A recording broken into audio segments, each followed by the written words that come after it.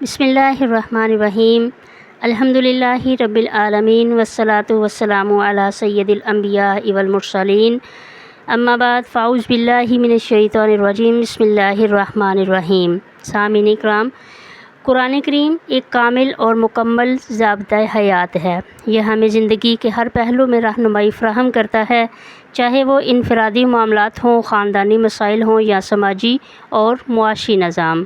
آج ہم سورہ نساء کی دو نہایت اہم آیات، آیت نمبر 32 اور 33 کا مطالعہ کریں گے۔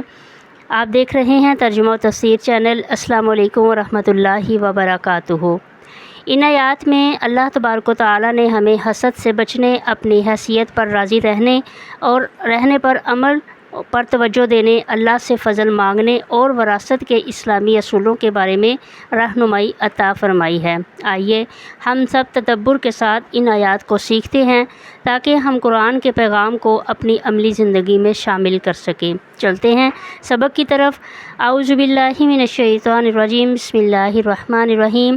ولا تتمنوا ما فضل اللہ بہ بعضکم علی بعض ولا تتمنوا، اور تم تمنا نہ کرو، ما اس چیز کی، فضل اللہ بہ بعضکم علی بعض، جس کی اللہ نے فضیلت دی تم میں سے بعض کو بعض پر۔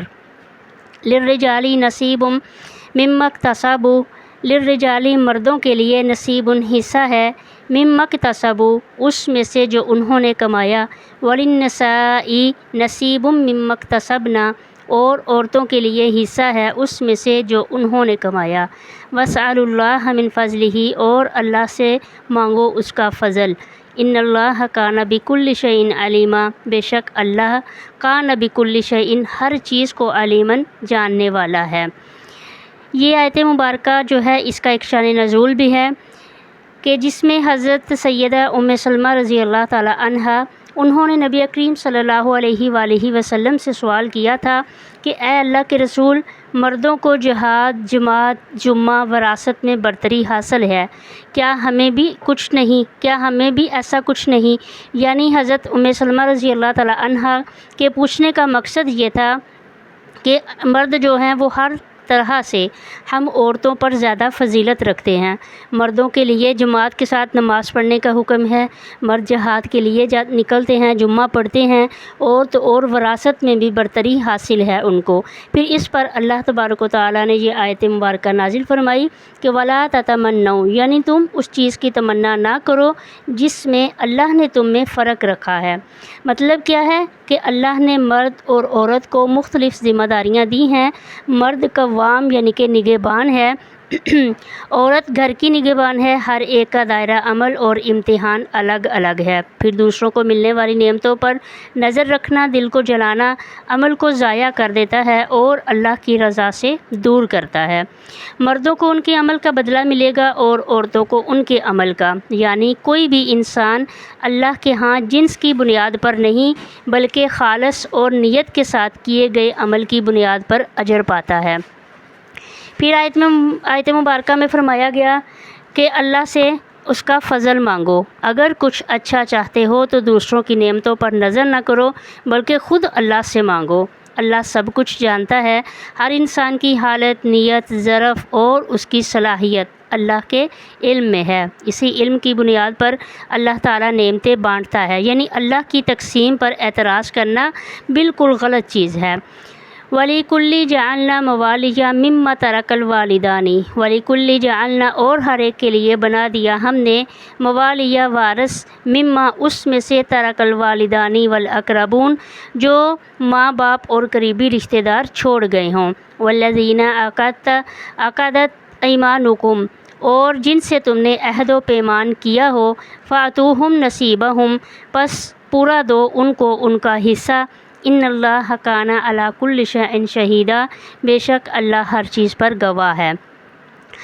سامعین اکرام، یہاں اس آیت مبارکہ سے پہلے بہت جو پیچھے سورہ نساء کی آیات گزری ہیں جس میں وضاحت کے ساتھ وراثت کے شرعی اصول بیان کر دیے گئے، یہاں بھی مختصر اس چیز کا ذکر کر دیا کہ اللہ نے واضح کر دیا وراثت خود ساختہ طریقے سے نہیں چلے گی، بلکہ جو رشتہ دار شرعاً وارث ہیں انہی کو ان کا حصہ ملے گا۔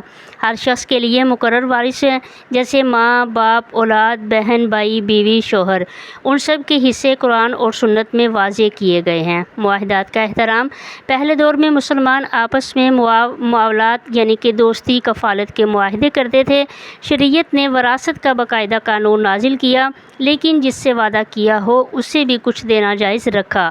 اللہ کی گواہی یعنی آیت مبارکہ کا اختتام اس بات پر ہوا، بے شک اللہ ہر چیز پر گواہ ہے، کسی وارث کا حق مارا جا سکتا ہے اور نہ ہی وعدے توڑے جا سکتے ہیں۔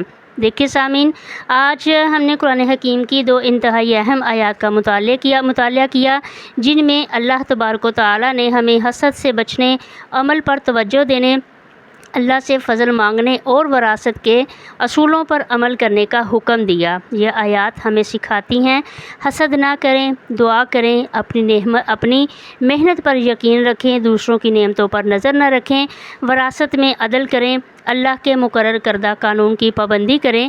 ہر وعدہ اللہ کے ہاں لکھا جا رہا ہے، لہٰذا وعدے پورے کریں۔ اللہ تعالی ہمیں قرآن سے سچی محبت، صحیح فہم اور مکمل عمل کی توفیق عطا فرمائے، آمین یا رب العالمین۔ جزاکم اللہ خیرا و احسن الجزاء۔